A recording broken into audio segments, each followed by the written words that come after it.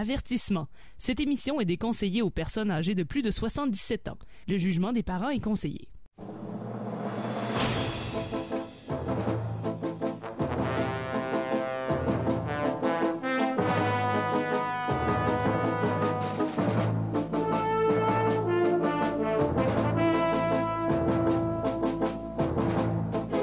Amateurs de bande dessinée, de gognos et de matraques molles, bienvenue à E égale RG2, un projet de la chaire de recherche en études tintinoludiques de l'Université du Québec à Beauceville. Mon nom est François Anger, accompagné comme à l'habitude de Tania Beaumont. Salut!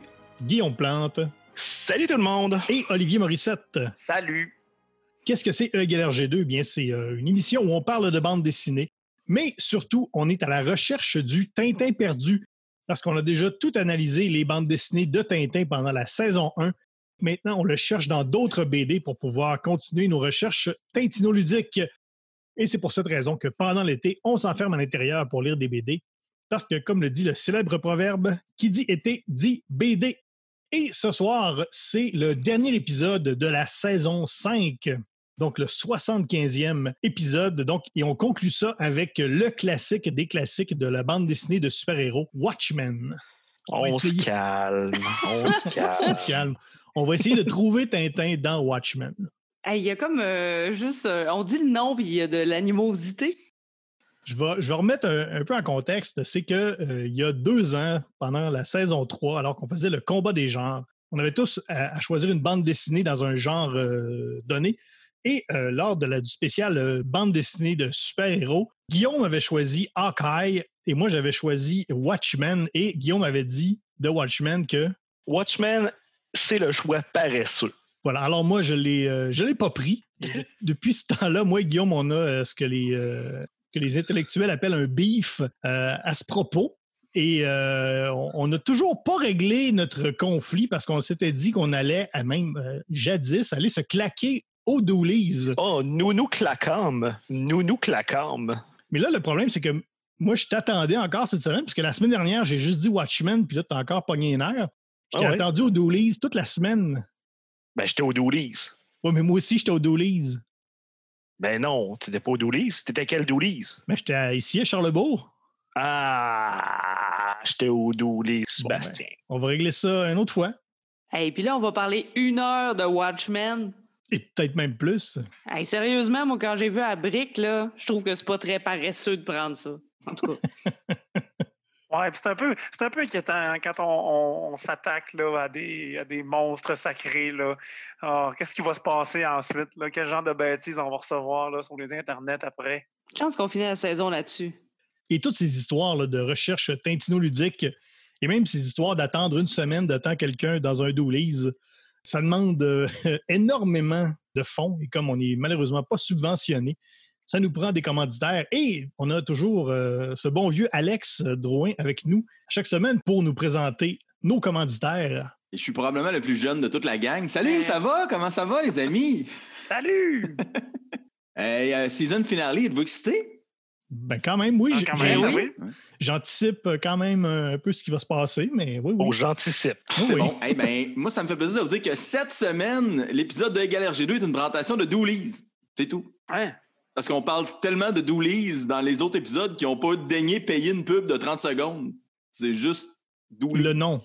Le nom, vu qu'on les plug déjà assez dans d'autres épisodes. Je trouvais qu'il y en avait assez pour leur argent. Ils voulaient pas une pub, là? Ils voulaient pas qu'on parle d'eux autres plus en détail, là? Non. Genre, la 9 au coin et un pichet gratuit, je sais pas, là. Ils voulaient juste être name-droppés une autre fois, mais officiellement cette fois-là. Ah. Ça leur a coûté 5$. Quelle meilleure publicité que 2 hommes d'âge mûr qui se claquent dans le parking d'un doolies. Incroyable. D'âge mûr, exagère pas. Qu'est-ce que tu entends par âge mûr? Ah, j'ai-tu à m'expliquer, ouais. Une chance, on espère qu'ils ne payent pas avec des bleus de billard, hein, le petit poudre bleu qu'on met au bout des Non, clairement pas. Non, c'est un vrai 5$. Ouais. Pour ceux qui nous écoutent outre-mer ou même outre-Québec, Doolies est une chaîne de salles de billard, bars, où il fait bon se claquer dans le stationnement. Et encore là, se claquer, c'est se battre. Peut-être un futur stage à l'Université du Québec à Beauceville, à savoir si une baguette de poule du Doolies fracasserait le crâne de Tintin ou vice-versa. Faudrait savoir. Est-ce qu'il y a un Doolies à Beauceville? Non. Il y en a sûrement à Saint-Georges. Oui, il y en a un. Oui. Il y en a un. On a déjà fait de l'impro dedans, François. En France, il y a des bars tabac. Un dooley, c'est un bar tabasse. Est-ce que ça existe des queues de bière molles? Oui, mais c'est sûr que tu rentres rien avec Ouais. ça. En tout cas, je ne vais pas lancer un autre hashtag. On a déjà assez de gérer le premier.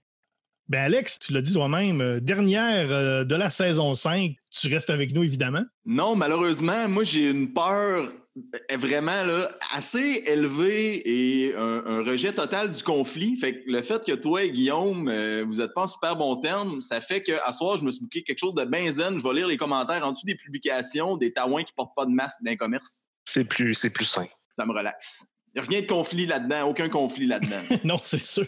Très relaxant. Mais Guillaume et moi, on s'entend sur tout le reste. Hein? On est comme larron en foire. Non, mais Watchmen, c'est un schisme. Oui. C'est un énorme schisme. Oh là là! Ben, bonne émission, tout le monde! Ben, Merci, merci, Alex. Alex. Il a fait sa pub One Take. Et comment ça va fonctionner? C'est qu'à tour de rôle, nous quatre, on va vous donner notre appréciation de Watchmen et par la suite, on va faire un segment qu'on appelle le questionnaire. Et c'est vraiment là où on va essayer de chercher Tintin. C'est-à-dire qu'on va prendre tous les personnages de l'univers de Tintin et on va essayer de leur associer à un personnage dans Watchmen. Et pour rendre ça encore plus scientifique, évidemment, ça prend des données, ça prend du data. C'est qu'on va tous donner une note, notre taux Tintin qui sera converti en taux total Tintin, qui est une note de comparaison ou de parallèle, donc, avec Tintin, qui n'a rien à voir avec la qualité. Évidemment, qui de mieux pour nous parler de ce grand classique de la BD de super-héros Watchmen que notre résumeur en chef, Guillaume Plante? Attelez-vous sérieusement parce que Watchmen, il y a des choses à dire sur cet ouvrage-là. Il y en a 2-3. Oui, en effet. Alors, Watchmen, à la base, c'est 12 tomes chez DC Comics qui ont paru de 1986 à 1987. On a réuni tous ces beaux 12 tomes en un seul volume en 1987. Il y a eu plusieurs versions de cette intégrale, plusieurs éditions de luxe notamment. Et c'est une série qui a pas mal passé la gratte dans les prix en 88. Notamment, il y a eu dans les Eisner Awards, c'est à peu près l'équivalent des Oscars des comic books qui ont gagné meilleur auteur / artiste Alan Moore et Dave Gibbons, meilleure série limitée et meilleur roman graphique. Oui, ce terme qu'on aime tant. Également, il a gagné le prix Hugo Award en 88 également, dans le domaine plus large de la science-fiction. Le texte est de Alan Moore. C'est un auteur / barbu professionnel / magicien. Je n'invente rien. Il est vraiment magicien, pas magicien d'anniversaire. Là. Il pratique la magie noire. On ne niaise pas avec cet homme. Alan Moore est également connu sous les noms de plumes Kurt Vile, Jill DeRay et mon préféré, Translucia Baboon. Voyons, ce que c'est ça? Et les rééditions d'œuvres desquelles il souhaite se dissocier le désignent sous le nom de The Original Writer. C'est pas un nom original, mais c'est bon. C'est pas mal l'auteur de bande dessinée le plus reconnu de tous les temps. Il y en a plusieurs, mais il a sa coche à lui tout seul. Il est à l'origine notamment de Swamp Thing, Tom Strong, Miracle Man, From Hell, The League of Extraordinary Gentlemen, V for Vendetta, qu'on a abordé plus tôt. Et on lui doit également quelques-unes des histoires les plus marquantes de Batman et Superman, respectivement The Killing Joke et Whatever Happened to the Man of Tomorrow. Quand on pense à Watchmen, on pense à Alan Moore, mais il y a également Dave Gibbons au dessin, qu'il ne faut jamais oublier quand même, avec les couleurs de John Higgins, qui a quand même fait un très bon travail aussi. Dave Gibbons a, de son bord, travaillé sur Green Lantern chez DC Comics. Il a fait des comic books de Doctor Who, rien que ça. Il en a fait proche de 70, 69 pour être plus précis. Et il a également renoué avec Alan Moore pour For the Man Who Has Everything, une autre histoire incontournable de Superman. Mettons Watchmen en contexte. Au début des années 80, Alan Moore a eu l'idée d'écrire une histoire avec une gamme de super-héros qui était plus utilisée pour les revamper, comme il avait fait plus tôt avec sa série Miracle Man. Originalement intéressant, il avait en tête d'utiliser les héros de MLG Comics, que nos auditeurs assidus vont reconnaître comme la compagnie qui est devenue Archie Comics. Mais en 1983, DC Comics a fait l'acquisition de personnages de Charlton Comics, une autre compagnie, donc des personnages comme Blue Beetle, The Question et Capitaine Atom. Alan Moore s'est dit « Ah, ben je vais prendre ceux-là ». Et il a fait un pitch à Dick Giordano, responsable éditorial chez DC Comics, pour une histoire où le personnage Peacemaker de Charlton se fait retrouver assassiné. Et on voit un peu l'envers du masque de tous les super-héros de cet univers-là. Giordano est super intéressé par l'idée, mais il met un gros veto sur le fait de tuer des personnages déjà existants ou de les montrer sous un front dysfonctionnel. Ce qui va forcer Alan Moore à créer de tout nouveaux personnages, quand même très fortement inspirés de ceux de Charlton, ce qui va lui permettre une plus grande liberté créative. Et c'est tant mieux. Parce que 34 ans plus tard, l'œuvre de Moore et Gibbons est encore reconnue comme un des meilleurs romans graphiques de tous les temps. Une plus petite tranche du lectorat trouve que c'est un choix paresseux de meilleur BD de super-héros. On va pas s'étendre là-dessus. Parce que oui, c'est vraiment très influent. Et 1986, c'est une grosse année parce que entre Watchmen et une autre BD qui est sortie la même année, The Dark Knight Returns de Frank Miller, le monde des comic books va prendre une tournure plus mature, voire plus sombre dans les années 90. Ça va malheureusement créer un troc d'anti-héros ultra-violents pour surfer sur la vague de Rorschach, qui est un des personnages les plus populaires de la série. Un autre bémol, c'est que Watchmen et The Dark Knight Returns sont les deux inspirations directes derrière la création de la police de caractère Comic Sans. Est-ce que c'est un punch de Guillaume Plante? Non, c'est un fait. Donc, fermeture de la parenthèse de graphiste Froché. Alan Moore souhaitait approfondir l'univers de Watchmen, mais malheureusement, une dispute de droits d'auteur va horriblement détériorer sa relation avec DC Comics, avec qui il va définitivement couper les ponts peu après la fin de V for Vendetta.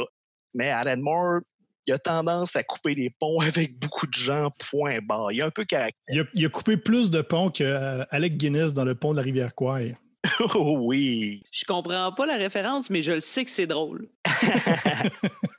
DC Comics va faire nanani naner avec les droits, mais surprenamment, ils vont attendre quand même longtemps avant d'essayer de tirer plus de jus de Watchmen. Il va y avoir 2 tentatives d'adaptation cinématographique qui vont mourir dans l'œuf, dont une par Terry Gilliam. Et c'est finalement Zack Snyder qui va réussir à enfin pitcher Watchmen sur le gros écran en 2009. Une job qu'on pourrait qualifier de quand même bien correct. Oui. Oui. Oui. Film correct. Mais à partir de ce moment-là, DC va un peu virer fou avec la franchise. Il va y avoir la série Before Watchmen qui va sortir en 2012. C'est une série qui se situe avant Watchmen. DC va également lancer la mini-série Doomsday Clock en 2016, je crois, qui va plus ou moins intégrer Watchmen officiellement dans l'univers de DC Comics avec le match de rêve Superman contre Dr. Manhattan. Et bien sûr, une série sur Watchmen par HBO en 2019, que j'ai pas vu encore, mais que les commentaires semblent plus ou moins dithyrambiques. Je vais en parler tantôt, mais oui. Alors, Watchmen, c'est quoi? On se transporte à New York en 1985, mais un New York dans un monde qui a suivi une autre courbe temporelle. Non, c'est pas à cause d'un almanach sportif en 1955, mais à cause de citoyens en mal d'émotions fortes dans les années 30 qui ont décidé de mettre des costumes puis de frapper dans le crime à grands coups de poing. C'est un monde où les super-héros existent, les pouvoirs en moins. Les pouvoirs en moins, oui, mais jusqu'en 1959, où un tragique accident de laboratoire, la meilleure sorte d'accident de laboratoire possible, crée un vrai de vrai super-héros qui a pris tous les pouvoirs dans la boîte à pouvoirs. Et là, à partir de ça, l'intrigue de Watchmen commence avec un de mes verbes favoris de toute la langue française, défenestrer. On a un homme baraqué et moustachu qui se fait garrocher à travers d'une très haute fenêtre et qui en subit le décès habituel qui suit un tel incident. Or, le défenestré en question était Edward Blake, alias le comédien ou le comédien, un de ces fameux justiciers-là. Est-ce que quelqu'un s'est mis en tête de supprimer des super-héros? C'est la question que se pose Rorschach, un des rares retraiteurs de tort qui a refusé de prendre sa retraite après qu'on ait rendu illégal l'héroïsme costumé, entre autres parce que c'est un sale sociopathe. Rorschach va tenter de renouer avec d'anciens collègues pour essayer de dénouer l'intrigue et, comme tout bon polar, on va découvrir que le fond de cette affaire va beaucoup, beaucoup, beaucoup plus loin qu'on aurait pu imaginer, de New York à l'Antarctique en passant par Mars. Et c'est après cet interminable résumé que, mes amis, on est rendu. Il s'est passé au moins une journée depuis le début du résumé. Oui, j'ai une grosse barbe, j'étais frais rasé avant. Moi aussi, t'imagines-tu? Hey boy. On va te souper? Eh bien, voilà, comme je disais, avant le résumé de Guillaume, on va commencer la première partie de l'émission, c'est qu'on va tous, à tour de rôle, vous donner notre appréciation de Watchmen, à commencer avec, comme à l'habitude, Olivier Morissette, notre docteur Manhattan à nous. Oui. Docteur des Rivières. Docteur Dolbo Mistassini. Yes! Une contrée aussi invitante que Manhattan. Ouais, c'est ça. Pas besoin d'en dire plus. Que dire de plus? Que dire de plus dans la comparaison Manhattan-Dolbo?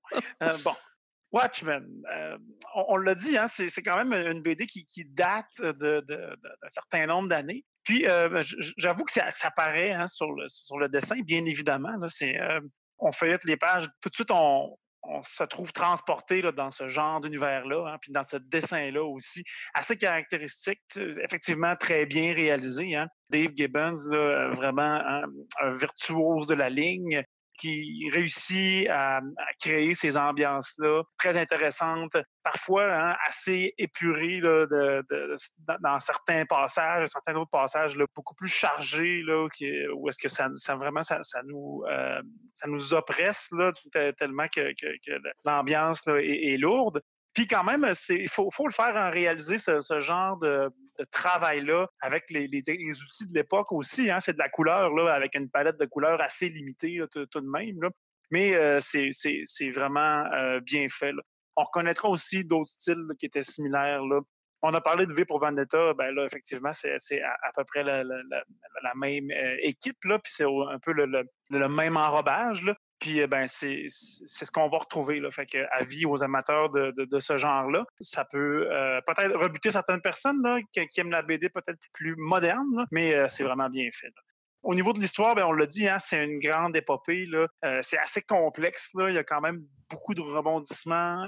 Faut s'atteler à l'histoire, là, surtout qu'on arrive dans un monde là, qui est en marche. Hein. Comme on l'a dit, c'est des super-héros qui ont pris leur retraite, donc il faut se mettre là, rapidement à niveau là-dedans. Mais c'est quand même bien fait sans être trop démonstratif. Là. On ne nous prend pas trop par la main là, pour nous expliquer qui est quoi puis qui a fait quoi. Ça se laisse filer là, au long de l'histoire. Là. Puis, ben, c'est habilement fait. Comme je l'ai dit, il y a quand même beaucoup d'éléments, beaucoup de portes ouvertes. Je trouve pas d'accord que toujours les portes et les éléments sont bien utilisés. Il y a peut-être un petit peu d'inégalité dans tout ça, là, que j'aurais peut-être aimé plus voir apparaître ou pas. Là, tout ce qui est de l'histoire là, de l'île déserte là, et puis de la création là, de l'espèce de bébite, là, de monstre apocalyptique, là. Ça passe un peu, je trouve, en silence. Là, ça aurait pu être, à mon avis, mieux traité. Là. Fait que c'est ça. Des fois, rapide par bout, traînard aussi, je trouve, un petit peu par bout, mais quand même, au final, on nous sert une histoire là, qui est effectivement bien étoffée. Ça m'a rappelé, mais vraiment dans un autre ordre d'idée, là, un peu la New Frontier là, de Darwin Cook, là, où est-ce que là, on parle plutôt de la Justice League, là, de la création de la Justice League, mais je trouve qu'il y a beaucoup de similitudes entre ces deux bandes dessinées-là, là, avec des actes là, contre les masqués, puis un peu de rébellion dans tout ça, là, puis ben, aussi Civil War en quelque sorte, là, mais je trouve qu'il y a plus de parenté avec New Frontier puis Watchmen. Puis on l'a dit, il y a quand même une foule de personnages dans cette BD-là. On retrouve là, plein de héros, là, dont Dan Draberg, là, qui est... moi, j'ai lu la version française, c'est Le Hibou. Je pense qu'en anglais, on dit Nighthawk. Nighthawk, oui. Donc, c'est un personnage hein, un peu vieillissant. On voit qu'il ne s'est pas très bien adapté à la fin de sa carrière de super-héros. Puis c'est un personnage qui m'inquiète un peu. Je le regardais faire, là, souvent l'air triste, hein, un peu déconfit, mais des fois un peu plus colérique ou prompt. Là, mais on le voit aussi, hein, il n'est pas dans sa prime jeunesse. Là, on voit qu'il n'est pas très en forme. Là. J'ai lu aussi Before Watchmen, où est-ce que là, il était un petit peu plus en forme. Là. Hein, il est un peu bedonnant, là, je dirais. Là, ça n'a pas l'air d'aller. Là. Il est dans la quarantaine, c'est épouvantable. C'est épouvantable, hein? Arc. je vais le mentionner aussi un peu plus tard, là, mais les personnages ont l'air beaucoup plus vieux que ce qu'ils ont réellement. Oui, en général, effectivement. On voit aussi qu'il est rendu myope, hein, il porte des lunettes, là, puis des fois, ça a l'air à être même difficile à voir. Là. Il n'a pas l'air très... il a l'air désorienté souvent. Puis ben, effectivement, il y a un épisode aussi où est-ce qu'on constate qu'il y a une dysfonction érectile, hein, ce pauvre Dan, là. Hashtag matraque molle. Oui, hashtag matraque molle. Et savez-vous quelle est la cause numéro 1 des dysfonctions érectiles? Et c'est le diabète.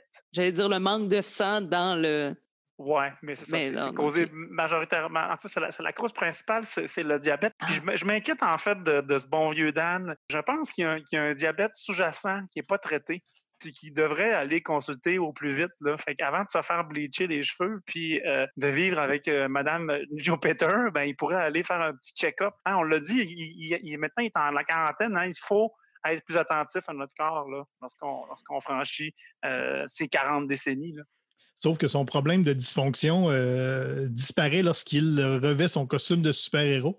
Ouais, ben là. Donc, est-ce qu'il serait diabétique seulement? Sans costume? Est-ce que ça marche physiquement? Ça se peut-tu, ça? Ouais, je sais pas. Ou peut-être qu'il rentre pas dans son costume comme straight pair, fait que là, il fait un petit jeûne d'une journée pour rentrer dedans, peut-être. Superman se cachait derrière les lunettes de Clark Kent, puis Night Owl se cache derrière le diabète de type 2. Fait que c'est ça. Je laisse ça comme ça dans l'univers. Là. J'espère que Dan nous écoute. Puis, qui va prendre soin de lui. Prends soin de toi, Night Owl. Et moi, on est rendu à l'épisode 75. Là, oui. Pas de bullshit. Ça fait 2 fois que j'essaie de lire Watchmen. J'avais déjà commencé dans une version en anglais et là, j'avais arrêté après très peu de pages. J'arrivais pas à embarquer, j'arrivais pas à accrocher. D'ailleurs, j'ai retrouvé le signet qui était encore dedans et avec un pamphlet de juin 2017 d'un événement. Donc, ça restait là tout le temps dans la bibliothèque. Je me suis dit, ben, je vais peut-être le prendre en français. Et encore là, j'ai pas réussi à passer à travers. Alors, je vous mentirai pas, mais quand même assez pour pouvoir en parler. Moi, j'ai bien aimé la manière dont on fait les flashbacks parce qu'il y en a quand même beaucoup. Hein. On a l'histoire principale, mais on essaie justement de replacer qui est quoi là, dans cette histoire-là parce qu'il y a beaucoup de gens. Et j'ai aimé ça. Je trouvais ça assez ingénieux de la manière qu'on faisait les transitions et c'était pas pendant ce temps dans le passé, tu sais. En tout cas, il y a des mentions de dates, mais je trouvais que c'était bien fait, les transitions vers les flashbacks. Et là, ça vient de quelqu'un qui fait de l'impro. Donc, pour moi, une transition de flashback, c'est pou, pou, pou, pou, pou, pou, pou, pou, pou. Ouais. Donc, là, je trouvais que c'était quand même très, très bien fait. Il y a beaucoup de couches hein, dans ça. Et ça fait peut-être partie des raisons pour lesquelles j'ai un peu de misère à embarquer. Il y a beaucoup de couches, mais au moins dans la narration, chacun a son code narratif là, dans les pas les phylactères, mais dans les cils qui sont carrés en haut, là, où on est vraiment plus dans la narration. Tu sais, par exemple, le Dr Manhattan, lui, ben, il est en bleu parce qu'il est bleu. Quand on a l'histoire de pirate, ben, on a des petits parchemins parce que ça fait pirate. Fait qu'au moins, on est capable de replacer assez rapidement. Puis ça, j'ai trouvé que c'est un code très, très efficace pour nous aider à suivre. Moi, je lis une BD. Pourquoi il y a des pages entières de texte? Pourquoi? Répondez-moi. Pourquoi? Parce que comme Watchmen, c'était un peu la première, si on veut, BD de son genre. C'était une mini-série qui, tu sais, ça partait de rien. Donc, il fallait qu'il explique beaucoup de choses. Et Alan Moore, il en met toujours, il en beurre tout le temps épais dans toutes les séries qu'il a faites, dans les trucs comme League of Extraordinary Gentlemen. Il y a beaucoup de contenu additionnel. C'est souvent très documenté. Donc là, il a comme créé sa propre documentation.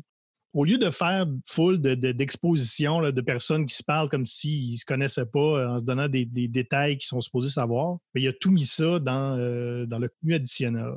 Et oui, ils ont eu de la misère à vendre de la pub, alors ils se ramassaient souvent avec 3-4 pages blanches à remplir à chaque numéro. C'est pour ça qu'ils ont ajouté du contenu supplémentaire et ça a eu l'effet secondaire de vraiment enrichir l'univers de Watchmen parce que c'est là qu'on découvre des informations qu'on ne verrait jamais dans le livre lui-même. Ça a même été repris dans la série télé où il y avait du contenu additionnel qu'on pouvait avoir sur le site web après chaque épisode. Ah ben c'est cool si on s'en sert, mais moi j'ai envie de lire une BD, là, si je veux lire un livre, je vais prendre un livre avec pas d'image. Donc moi qui ai déjà de la misère à accrocher, imaginez quand, en plus ma version mesure à peu près 1,5 pied par 1 pied, donc quand je dis une page de texte, c'est une grosse page de texte, mais bon. Je comprends que ça fait partie quand même du plaisir de Watchmen que je finirai peut-être un jour. Et par exemple, on parlait de C'était dans les années 80, mais il était quand même précurseur des emojis. Parce que le signe du comédien, hein, c'est un petit... à l'époque, on appelait juste ça un bonhomme sourire. Là. Maintenant, c'est devenu un emoji. Donc, j'ai trouvé qu'il était très, très précurseur de mettre un emoji dans sa bande dessinée. Mais une chance que c'était le bonhomme sourire parce qu'aujourd'hui, il y a vraiment beaucoup d'emojis. Et si ça avait été un autre, ça aurait pu donner un drôle de message. Par exemple, si ça avait été une aubergine. Sûr que là, ça aurait été bizarre, hein? Parce que l'aubergine. Une goutte de sang sur une aubergine, c'est pas pareil. C'est ça. Ça aurait été bizarre. Puis surtout aujourd'hui, en 2020, hein, on est vraiment dans l'hyperbole. Donc là, il y a juste le bonhomme sourire. Mais je pense que si on faisait le comédien et qu'il devait laisser des emojis, probablement qu'il prendrait le bonhomme, pas juste sourire, mais celui qui rit aux larmes, penché sur le côté, en diagonale. Il rit tellement qu'il est penché sur le côté. Ou sinon, avec le cynisme ambiant, si c'était aujourd'hui, je pense que l'emoji qui serait le plus adéquat, ça serait le facepalm, avec un peu de sang. Voilà, pour remplacer bonhomme sourire, si on faisait un comedian en 2020.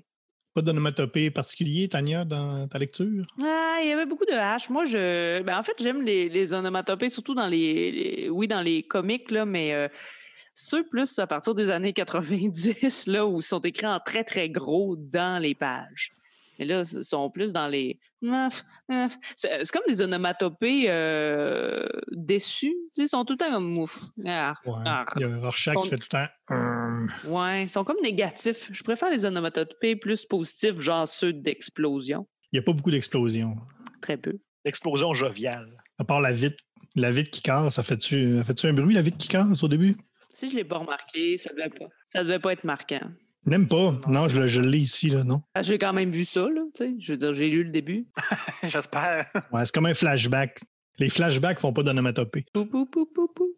Ben pour moi, quand on avait fait le combat des genres, même si Watchmen était le choix paresseux, ça tombait sur le sens que je prenne cette BD-là. Parce que Watchmen, c'est probablement le livre que j'ai lu le plus de toute ma vie. Tu sais, quand j'ai commencé à lire des BD de super-héros, là, c'était à peu près pas dans le temps là, du premier film de Batman là, de Tim Burton. Donc Watchmen, là, c'était comme au début. Puis là, il y avait quand même déjà un peu un buzz sur cette série-là. Donc pour moi, là, c'est comme un peu fondateur. Puis ce que j'ai toujours aimé au fil du temps avec Watchmen, c'est que c'est un peu le seul comic book, ben, c'est plus vrai maintenant, là, qui a un début, un milieu puis une fin. Tu sais, ça commence, tu connais pas ces personnages-là. Dans les 12 numéros, on a tout ce qu'on a besoin de savoir sur eux. Puis à la fin, ben il y a une fin à l'histoire. Puis jusqu'à 2012, là, Before Watchmen, il n'y a rien eu d'autre. Là. Puis ce qui est venu par la suite, c'est probablement plus parce que DC, là, il était en manque là, créatif. Là, puis il avait comme vidé tous les tiroirs. Puis il n'y a plus rien que Batman qui marche chez DC, je pense. Fait que là, il ne savait plus trop quoi faire. Fait que là, Watchmen, c'était probablement le next best thing. Mais ça reste que, mettons, pour moi, là, puis ça m'intéresse, je ne l'ai pas lu, le Before Watchmen, puis Doomsday Clock, ça ne m'intéresse pas vraiment. Moi, je suis vraiment resté avec l'idée que, justement, Watchmen, c'est comme un peu parfait, comme tel, dans ce format-là, la mini-série de 12 numéros. Ça finit au 12e numéro, puis that's it. Il n'y a plus rien après, là. Mais on en connaît beaucoup des séries qui s'étirent, puis à chaque fois, c'est décevant. Et là, ça, c'est pas seulement dans la BD, mais dans la télé, puis même au cinéma, tu sais. Pourquoi ne pas finir quand c'est fini et s'entêter à faire plus? Puis tu sais, ça commence Watchmen, puis les personnages, ils se connaissent déjà, là, tu sais, on commence dans l'action, on commence, tu sais, ils ont déjà un rapport entre eux, même si nous, on les connaît pas. C'est vraiment la structure d'un roman, là, tu sais. On parlait d'un roman graphique, là, ça a été beaucoup associé au roman graphique, mais je pense que ça n'en est pas un parce que ça reste la BD de super-héros. Puis au départ, roman graphique, c'était justement pour se distancier de la BD de super-héros, mais c'est quand même la structure d'un roman, là. Tu sais, son impact se fait encore sentir aujourd'hui. Limite, si tous les comics depuis Watchmen n'ont pas été influencés par Watchmen, il y a des livres complets qui s'attardent juste aux détails, ce qu'on appelle aujourd'hui là, les Easter eggs. Là. Mais dans Watchmen, là, il y en a des centaines. Là. C'est le lapin de Pâques, là. Ah oui, au complet. J'aime encore beaucoup le style de dessin de Dave Gibbons. On dirait que c'est comme parfait pour ce genre de BD-là. C'est très épuré, très classique, inspiré beaucoup par les illustrateurs de comic book des années 60-70.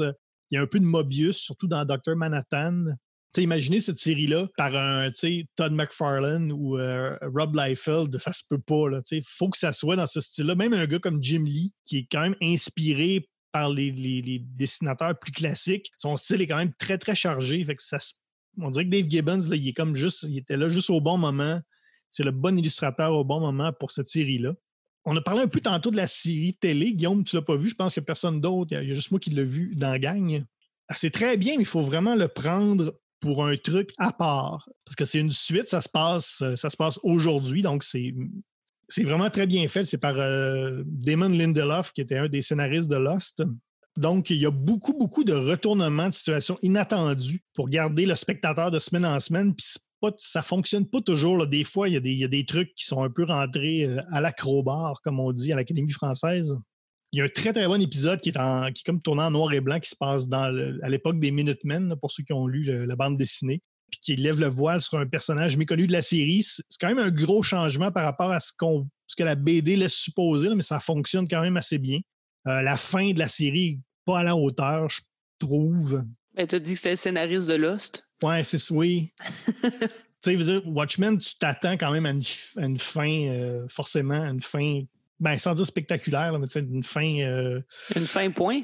Une fin qui vaut la peine, mais là, la série télé, la fin, un peu... ça finit un peu en queue de poisson. Mais je pense que c'est à voir, mais ça cotera jamais là, la BD. On a eu une discussion d'à peu près 30 secondes, moi et Guillaume, vendredi dernier, quand on s'en parlait, puis sur le fait que justement, c'était la BD. Moi, je disais la BD, la meilleure BD de super-héros. Guillaume disait, comment tu me disais ça? La plus importante. Puis je suis quand même allé voir, c'est quoi les autres séries de comic book, style super-héros très élargi, qu'on pourrait rentrer dans la même case que Watchmen. Est-ce qu'il y en a qui ont eu autant d'importance? Je suis allé sur Goodreads, qui est un site de critique et de notation de livres qui est quand même, où il y a quand même beaucoup de gens. Là, c'est pas juste un petit site avec juste du monde qui tripe ses comic books. Là, il y a du monde de partout puis qui aime toutes sortes d'affaires. Puis j'ai fait un peu une petite liste, là, juste pour comparer. Évidemment, c'est Watchmen qui arrive en tête de liste là, dans la section comics. Là, mais sinon, il y a Saga, évidemment, dont on a parlé. Très bon, mais qui est quand même une longue série en continu. Là, puis on est rendu à la fin, au milieu de l'histoire, puis on ne sait pas encore comment ça va finir. Peut-être que ça va mal finir, on ne sait pas. Mais c'est vrai que Saga, en ce moment, c'est probablement, au niveau de l'impact et de la portée, c'est probablement ce qui se rapproche le plus de Watchmen.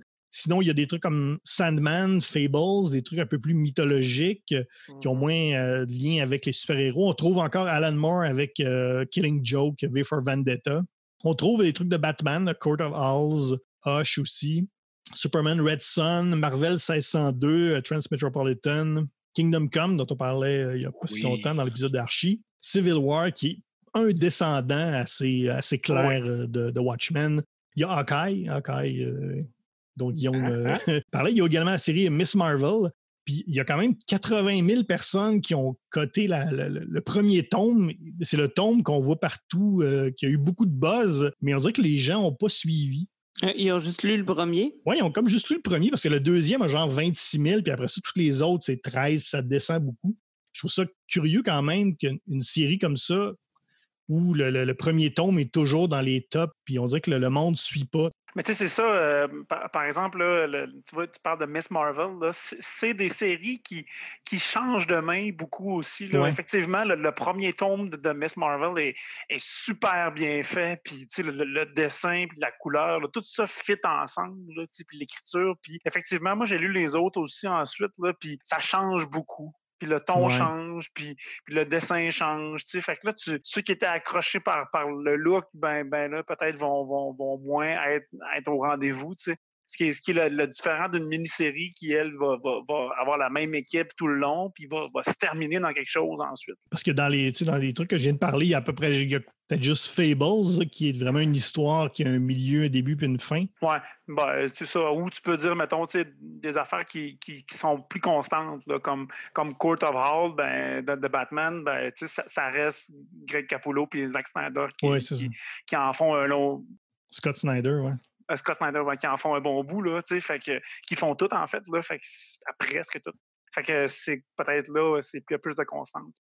Là, on va mettre de quoi au clair. Quand je dis que c'est le choix paresseux, je veux pas qu'on pense que j'ai pas aimé Watchmen, vraiment au contraire. À vrai dire, un de mes gros bugs sur le fait qu'on désigne Watchmen comme la meilleure BD de super-héros, c'est la question est toute simple. Est-ce que Watchmen, c'est vraiment une BD de super-héros. C'est ça la question qu'il faut se poser. On a plus de polar et de drames psychologiques qui tournent autour de super-héros. Dans ma tête, c'est comme si on était dans une expo agricole, dans un concours d'exposition bovine, où est-ce que tout le monde présente sa plus belle vache. Et là, on a quelqu'un qui apporte une assiette avec un steak wagyu super bien cuit, parfaitement assaisonné. Il dit « Voilà ma vache ». Est-ce que c'est éligible?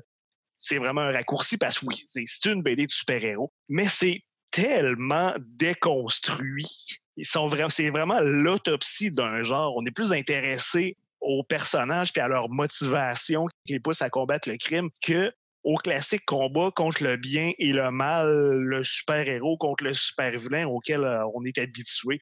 Même que dans Watchmen, oui, il y a un vilain là-dedans, mais on finit par se poser la question, c'est-tu vraiment un méchant? Point d'interrogation. Ben, c'est vraiment intéressant parce que, bon, je vais régler ça une fois pour toutes. Watchmen, c'est absolument rien de moins qu'un chef-d'œuvre, OK? C'est tellement bon. Le chef-d'œuvre paresseux. Même pas. Parce qu'à chaque fois, j'en suis peut-être à ma 4e ou 5e lecture et... Pouvez-vous m'en donner quelques-unes des lectures? Moi qui n'arrive pas de le finir. Je peux t'en donner une ou deux, oui. Transférer ça. Il y a des affaires qu'on découvre à chaque fois. Tous les détails et les symboliques qui se cachent dans chaque case, on pourrait se perdre 1 an au complet à essayer de tout trouver là-dedans.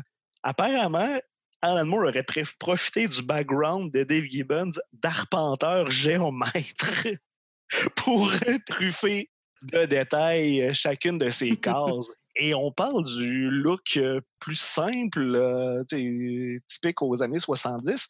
C'est un peu restrictif parce que la job graphique là-dedans, c'est à tout casser. On n'a pas encore parlé du tome 5, Fearful Symmetry. Ce tome-là n'a aucun bon sens.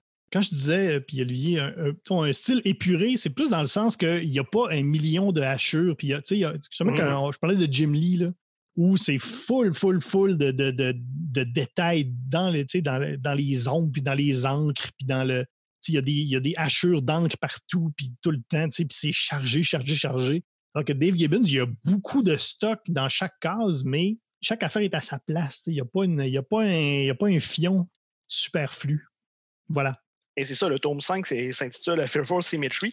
Et la première planche, la dernière planche, la mise en page est symétrique des cases, puis même un peu l'action. Et si on remonte vers le milieu, chaque page est symétrique à l'autre jusqu'à la page centrale qui, on voit clairement, gros comme le bras, que c'est symétrique du début à la fin. Pourquoi ils ont fait ça? Juste parce qu'ils peuvent. Puis aussi, ce côté histoire et personnage, il y a un pari relativement audacieux d'avoir aucun personnage vraiment smart et attachant, parce qu'il n'y en a pas un qui a comme une bonne raison de combattre le crime. On a Rorschach, qui est un sociopathe qui, à la base, il projetait son agressivité, son complexe d'Oedipe sur le crime organisé.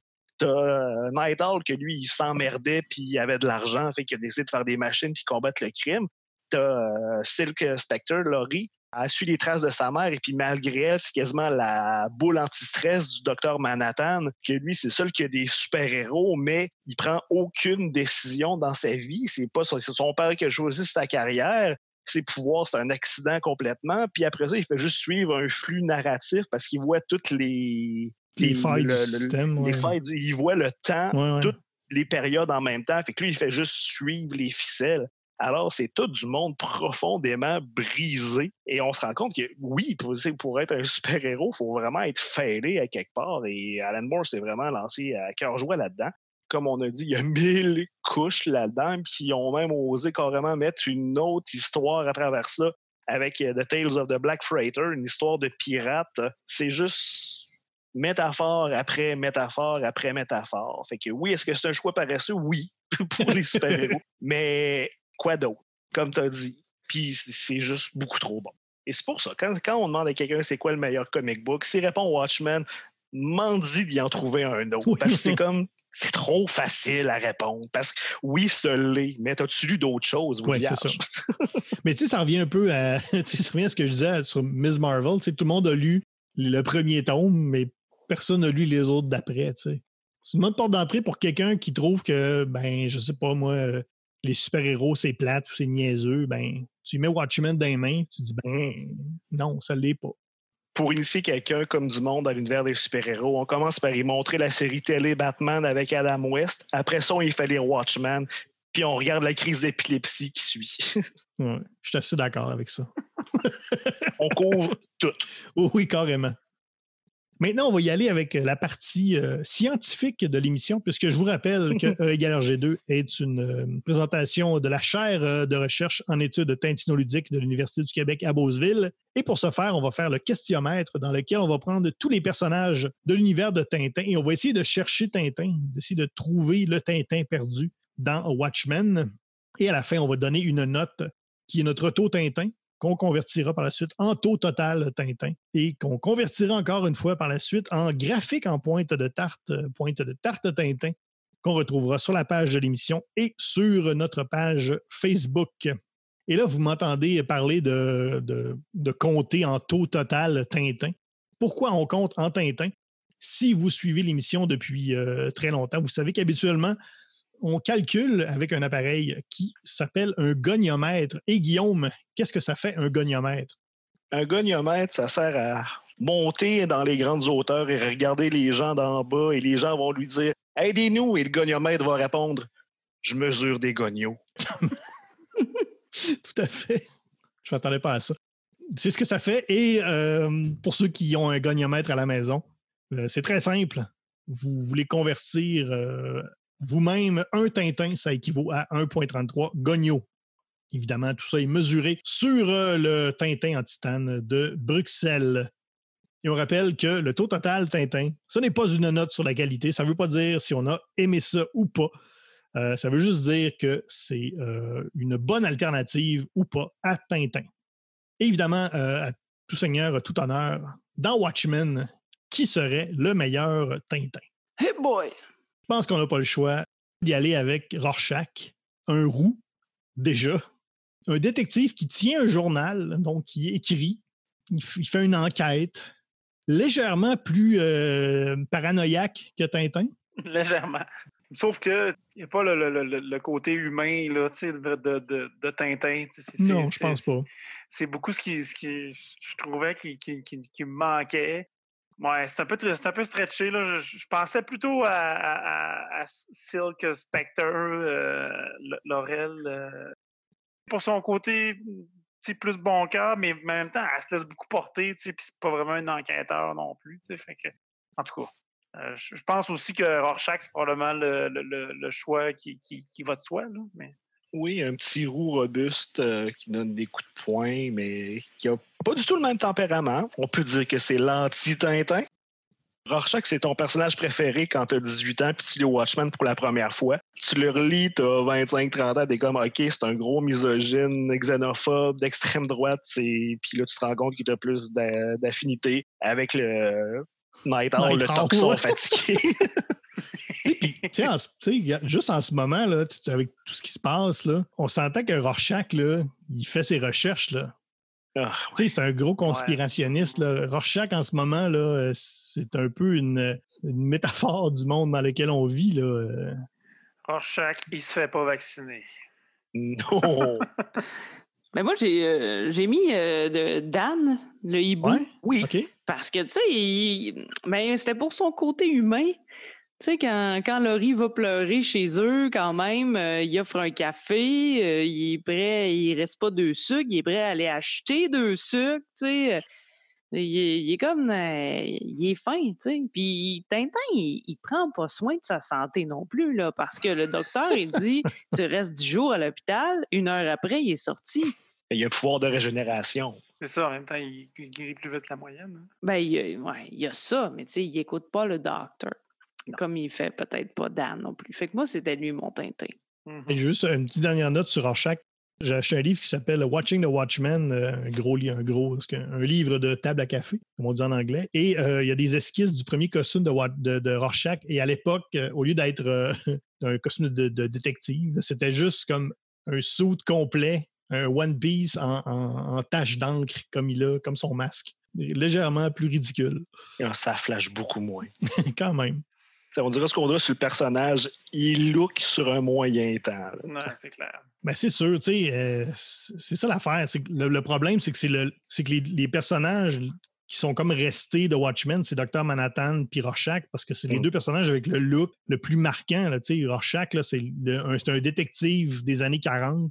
Tu sais, son masque, ça n'a pas de bon sens comment c'est un bon flash. Puis Dr. Manhattan, mais c'est comme un dieu bleu. Puis plus ça va, moins il y a de costumes. Oui. Puis ça marque plus les esprits qu'un belâtre blond déguisé en pharaon. Là. On s'entend. Cette semaine, DC a annoncé une nouvelle série de Rorschach qui va être scénarisée par Tom King. Même si Before Watchmen, ça ne m'intéressait pas, là, je pourrais peut-être être intéressé. Moi, j'ai toujours, j'arrête pas de le dire, mais les couvertures, c'est toujours... je juge souvent les livres par leur couverture, et la couverture du premier numéro est quand même très haute. Oui, je pense que ça va être sur le deuxième Rorschach, parce qu'il y a un nouveau Rorschach qui apparaît dans 12 des cloques, et c'est quand même relié. Non, c'est quand même, son origine est intéressante, qui est assez intimement relié au lore du personnage original. Meilleur Haddock, le comédien. C'est sûr que quelqu'un qui a tous les vices, colérique. Oui. Il y a son symbole, tu sais, Capitaine Haddock, c'est l'encre. L'autre, c'est bonhomme sourire. Mais c'est comme un Haddock... nihiliste. Ouais, mais tu sais, puissance 10, mettons. Là. Oui. Ouais. J'ai mis Laurie Juspetchik, la deuxième Silk Spectre, qui a quand même un tempérament très, très intempestif, elle aussi. Acolyte beaucoup de Night Owl. C'est vrai que si on prend Night Owl comme Tintin, c'est sûr que Laurie est un bon Capitaine Haddock. Alors que si on prend Rorschach comme Tintin, ça serait Night Owl, le Capitaine Haddock, mais là, ça marche moins. Là. Ouais. C'est ça, c'est Capitaine Haddock passé dans le Javel. Meilleur professeur tournesol. Il y a quand même deux choix évidents, mais moi, j'irais plus avec Night Owl. Ouais, moi aussi. C'est le bobelleux, hein? C'est lui là, qui... Ouais, c'est ça. Il se fait des tournesol avec son sous-marin requin. Puis on a Night Owl avec son Archimède, son Owl Ship. Finalement, Night Owl, c'est tous les personnages. Meilleur Dupont. J'ai mis les deux détectives dont j'ai même pas noté le nom. Là. Les deux détectives, là, des deux comme vrais détectives de la vraie police. Là. C'est un peu eux qui mènent l'enquête. Ils sont un peu toujours en arrière des autres. Là. Ouais. Moi, mes meilleurs Dupont et Dupont, c'est Bernard et Bernard, le marchand de journaux et le lecteur de BD. Excuse-moi, Oli, je ne voulais pas te scooper. Ça va, je suis tellement content. Oui, un kiosque de journaux qui est probablement le centre de New York. Hein? Tout se passe autour de ce fameux kiosque à journaux. J'en ai passé deux. Écoute, ça va pas bien. Meilleur Milou. Ben, je pense qu'on n'a pas le choix de dire. C'est quoi, Bubasile? Bubastis. Bubastis, ouais. Bubastis, le lynx rouge. Génétiquement modifié. Ouais. Un lynx, c'est pelule. Il n'y a pas même d'autres animaux que ça là, dans Watchmen. C'est assez tranquille. Là. Ben, il y a 2 bergers allemands, mais ils mangent la claque. Là. Ouais. Oui, Colin. Hein? Sinon, il y a le concept abstrait des hiboux. Ou le concept abstrait de la pieuvre. Oui, aussi. Ou de la soie. C'est comme le verre à soie. Le concept abstrait du verre à soie. Ouais, on est peut-être rendu loin. Next! Meilleur Castafiore. Moi, j'ai mis le Dr. Manhattan. Oh, il est diva. Parce que c'est une diva. Hot take. Hein? Puis, je trouve là, que, il est en dehors du temps, puis il comprend personne, puis, mais pourtant, il veut tout régler. Puis, je sais pas. Puis, on y voit souvent le bijou. Fait que... Il y a Laurie qui est love interest pour Dr. Manhattan Night Owl. Mais oui, Dr. Manhattan est tellement diva. Ça marche donc bien. Vraiment? Ah, moi aussi, je me rallie. Il a un peu la même carrure aussi que la Castafiore. Oui. Mais même genre de fesses. Il se rit de se trouver si beau dans le champ intrinsèque. OK, hey, là, on a un... j'ai hâte de voir vos réponses. Le meilleur Rastapopoulos. Meilleur méchant. Ben moi, je vais briser tout de suite la glace avec... on est dans les années 80, aux États-Unis, j'ai mis le communisme. Ouais. C'est l'ennemi général. J'ai pas pris de chance. Ouais. Tu sais, maintenant, nous aussi, dans tout ça, Ozymandias... Il faut le dire, là, excusez. Ouais, mais... c'est un peu l'homme à abattre, mais on comprend aussi... ouais, là, ça. évidemment, on donne des spoilers pour une série vieille de 30 ans, là, mais bon. Ouais, je pense que ceux qui avaient à le lire l'ont lu. Là. Sinon, ben arrêtez ça là. Non, c'est lui qui a une machination, qui a un plan machiavélique qui cause plusieurs morts d'hommes et de femmes innocentes. Désolé, peu importe à quel point ses intentions sont nobles, c'est le cerveau machiavélique. Non, ouais, c'est vrai, je sais bien. J'étais obligé de me rallier, c'est vrai. Mm-hmm. Mais je trouvais ça trop facile. Je trouvais que c'était le choix paresseux. Ouais, ben là. J'ai soulevé le point, est-il vraiment méchant? C'est un peu un Thanos moindre. Là. Lui, il a comme claqué des doigts pour anéantir la moitié de New York plutôt que de l'univers. Sauf que, tout comme Thanos, il est doré et mauve. Oh! Ben oui. C'est le meilleur Thanos. Meilleur Alan Thompson, meilleur homme de main. Ben, là, si on part du fait que Rastapopoulos, c'est Ozymandias, moi, je dirais que c'est la grosse pieuvre géante télépathe. Oui. Moi, j'ai mis les artistes et les généticiens qui ont créé la grosse pieuvre. Ouais. Ils ont quand même l'air assez chill avec tout ça, hein? Oui. À un moment donné, la première fois qu'on les voit sur l'île, tu as l'auteur et une madame qui dessine la pieuvre. Ils sont quand même assez à l'aise avec le fait qu'ils ont une immense pieuvre de je ne sais pas combien d'étages devant eux. Ils sont quand même assez relax avec ça. Et comme tout bon homme de main, ils se font sacrifier honteusement en faisant exploser le bateau. Encore une fois, spoilers pour une série vieille de 30 ans. Oh, regarde. Meilleur frère l'oiseau. Des méchants, là, vraiment très bas dans l'échelle des méchants. Moi, j'ai mis Moloch. Qui est, ouais, pauvre Moloch. Pour Moloch. Ça a déjà été un méchant, là, faut comprendre. Là, mais là... Mais c'était pas vraiment des méchants, là, mais moi, je mettrais la police qui boude parce qu'il y a des super-héros qui décident de faire la grève. Je trouvais ça... je savais pas où les mettre. Là. Je les mettais dans les frères l'oiseau. C'est comme, ouais, mais là, ça, on peut pas défendre. En tout cas. Ouais. Il y en a quelques-uns. Il y a l'assassin qui essaye de tuer Ozymandias qui se fait horriblement ramasser. Oui. Et il y a également les détenus de Sing Sing qui s'attaquent à Rorschach quand il sera en prison et ça va pas très bien pour eux autres. Oui, ça s'appelle Little Face, ou je sais pas trop, Small Face. Big Figure. Big Figure, merci. J'ai juste lu 15 fois. Ça. C'était pas à bonne grandeur, mais c'était la bonne partie du corps. Et si on prend une petite pause, et si on essaye de trouver un autre Tintin, si on se dit qu'Ozymandias, il a des bonnes intentions, puis c'est un peu un Tintin de son bord. OK. Ses frères l'oiseau à lui, ça serait Night Owl puis Rorschach, parce qu'ils essayent de l'arrêter, et on s'entend-tu que non? Ils réussissent pas trop, hein? Il les voit arriver de loin hein, sur le petit scooter. Oui. Puis on n'en a pas parlé, là, mais Motadine, quand il avoue qu'il a fait son plan il y a 35 minutes, c'est la plus grande ligne de l'histoire des comic books. Ah, c'est malade mental. C'est le meilleur punch. Puis après ça, quand il se fait dire ouais, mais s'il t'avait tiré dessus, qu'est-ce que t'aurais fait? Puis là, il répond ben j'aurais juste attrapé la balle. Tu peux-tu faire ça? Puis là, il y a juste un plan de sa face avec un sourire de fendant. Oui. Là. C'est. Oh, God. Maudit que c'est bon, Watchmen. On va se le dire. Ben oui, qu'est-ce que tu veux. Oh, là, on va en avoir une corsée. Meilleur Irma, un personnage féminin qui mériterait un meilleur sort.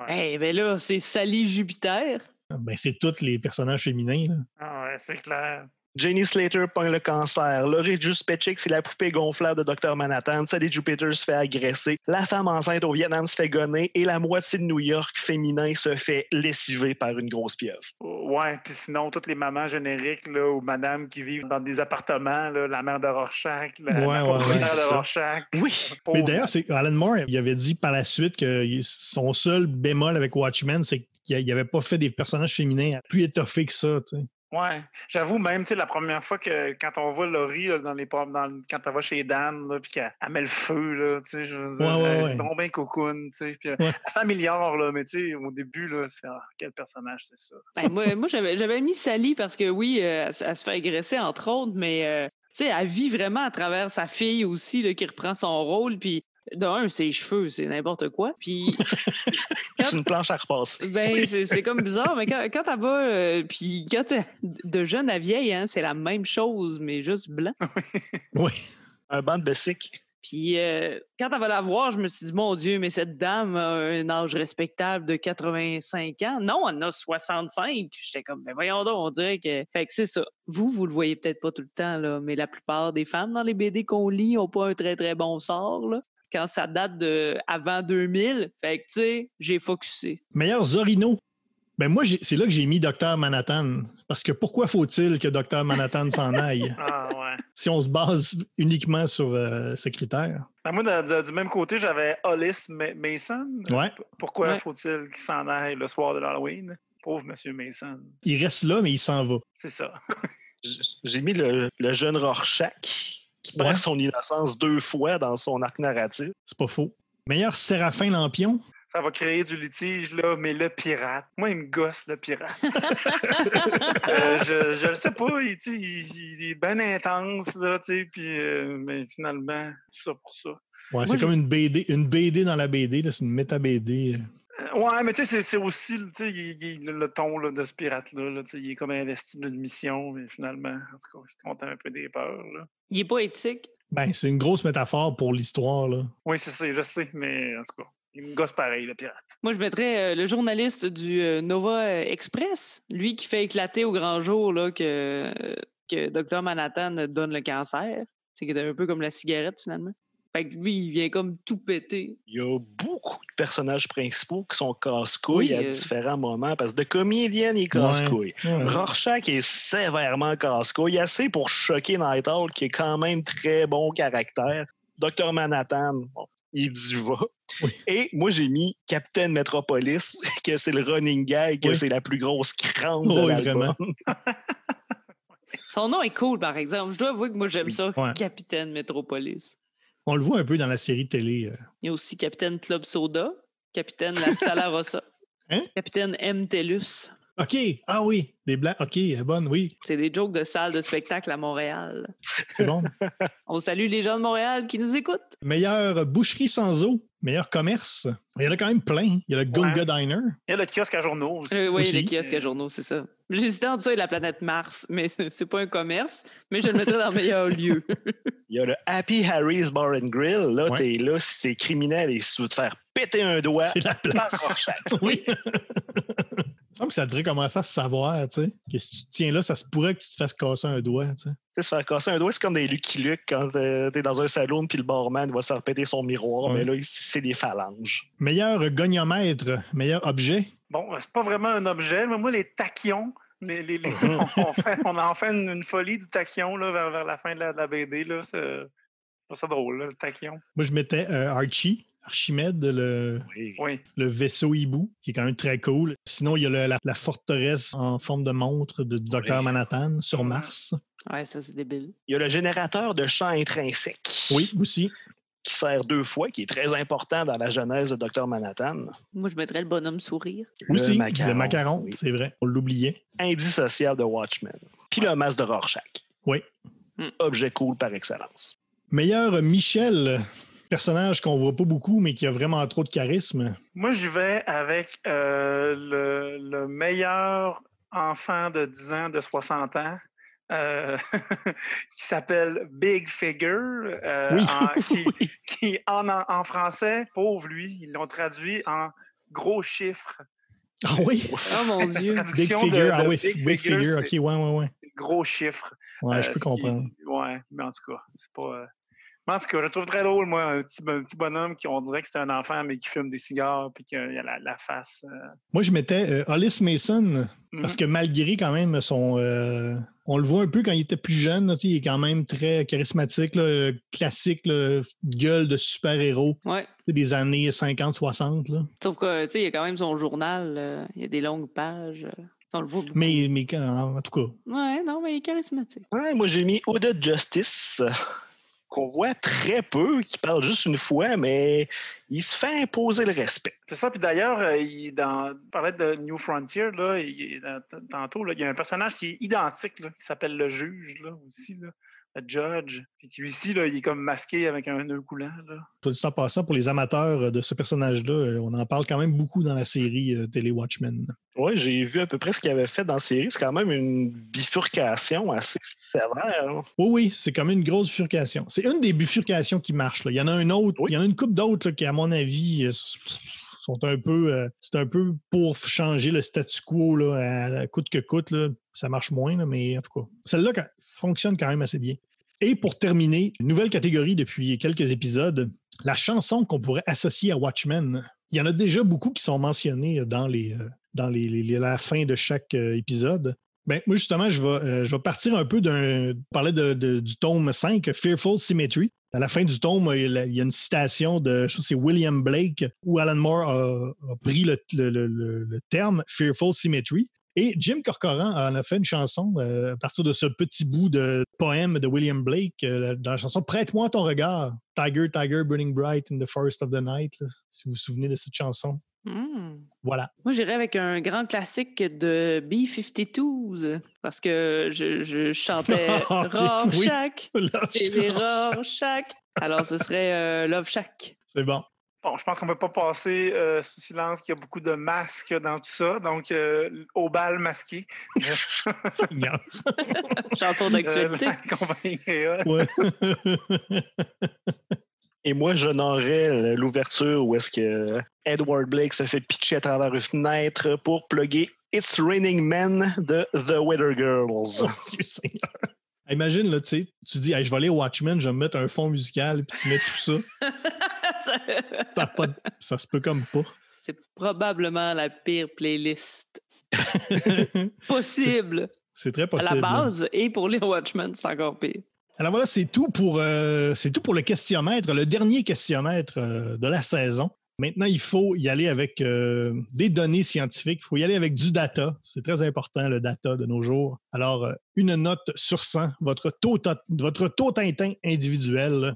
Là, j'hésitais. Moi, j'hésitais beaucoup parce que je me disais, sérieux, il n'y a pas tant un Tintin. Fait qu'à quel point on peut dire que c'est un Tintin? Fait que je voulais comme donner 12. Sauf que d'un autre côté, Tintin, c'est la référence dans la BD franco-belge.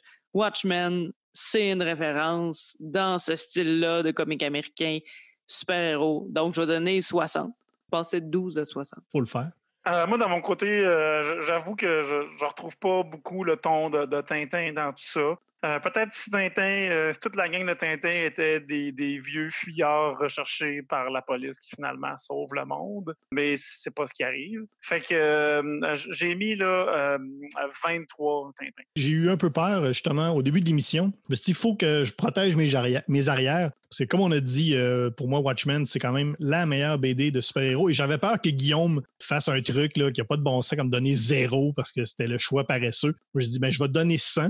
Là, je me suis un peu calmé. Je me suis quand même un peu calmé dans mes ardeurs. Mais il y a une enquête, il y a un roux, il n'y a pas de sapristi, il y a quand même des bons personnages secondaires. Il y a comme au fil de la BD, il y a un groupe qui se crée. Mais je n'étais quand même pas pour donner 100. Donc, je vais couper la poire en deux comme je fais assez souvent. Je vais donner 50. Dans Watchmen, c'est ça. On a un petit roux teigneux bagarreur et il y a beaucoup d'éléments très tintinesques qui sont dans un sous-marin, à un moment donné, dans un thème animalier. C'est pas un requin, mais c'est un hibou. À un moment donné, ils se retrouvent dans un endroit très froid, comme dans Tintin au Tibet. Ils sont sur Mars au lieu de marcher sur la Lune. C'est tellement Tintin, j'ai décidé de donner 68 Tintin à Watchmen. Ce qui nous donne 50.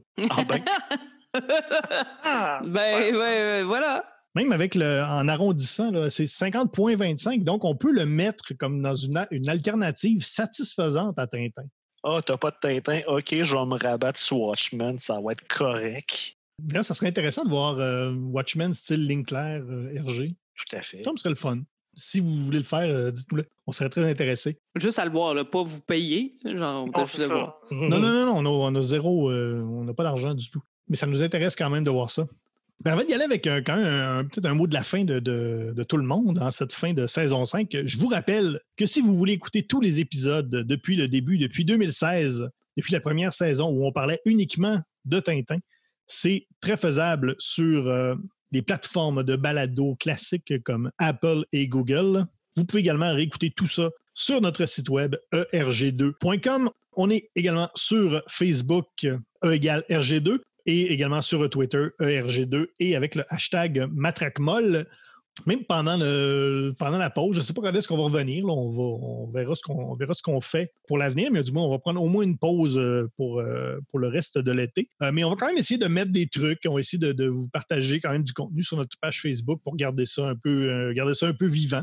Donc, si vous voulez rester informé de nos activités et voir, on prépare des trucs, quand même des trucs intéressants. Ah oui, on prépare des affaires. Là. On prépare des affaires, ça va être drôle. Des projets pour le hashtag MatraqueMolle. Là, on a de plus en plus de demandes aussi là, pour venir squatter un certain temps, venir passer quelques heures, là, puis on manque de place. Oui, ben ouais, il y a ça, mais j'ai projet de peut-être construire une petite terrasse là, pour le hashtag. Là. C'est une bonne idée. Quand vous viendrez faire un tour, là, ça permet d'être un peu dehors aussi. Mais faut pas oublier de dire aussi que vu qu'on est actuel, on a maintenant le hashtag pour emporter aussi pour ceux qui seraient intéressés à en avoir une partie à la maison. Là. On travaille là-dessus. Donc, c'est ça. Dernier épisode de la saison 5. Un mot de la fin. Qu'est-ce qu'on retient de cette saison 5? Qu'Olivier était là tout le temps. Oui, ça. Mais une belle saison, hein, diversifiée, moi je pense. On est allé dans beaucoup d'endroits vraiment variables. Là, puis je pense qu'on a poussé la recherche du Tintin dans du vieux comme dans du neuf. Puis on a trouvé, puis pas. Oui. Pour des gens qui devaient rester chez eux, on est allé à plusieurs endroits, effectivement. Mais on est quand même resté très, très beaucoup chez nous. Là. On est extrêmement pas ensemble en ce moment. Non, effectivement. Moi, je retiens juste que je peux pas croire qu'on s'est rendu à 5 saisons. Ben oui, on a fait ça. C'est quand même incroyable. Ben, c'est ça, on ne sait pas trop encore quand on va revenir, qu'est-ce qu'on va faire. Évidemment, on peut faire ce qu'on veut. Hein, on n'est pas... On est libre, on est agent libre. On est très agent libre. On verra ce qu'on fait. On verra où le vent nous mène. Est-ce que ce sera une saison 6? Est-ce que ce sera une saison 5.5? Est-ce qu'on passe direct à la saison 7? Audacieux. Ça se pourrait. Il n'y a rien qui est impossible dans le monde merveilleux de =RG2. Ben voilà, c'est là-dessus qu'on termine cette saison 5 en mon nom personnel et au nom de l'équipe. Je vous remercie d'avoir été là pour nos épisodes. Alors, mon nom est François Anger, accompagné de Tania Beaumont. Hey, prenez soin de vous. Guillaume Plante. Merci et bye-bye. Olivier Morissette. Merci, salut. Également, je souligne la contribution d'Alex Drouin. Et moi, je vous dis à très bientôt pour un prochain épisode de =RG2.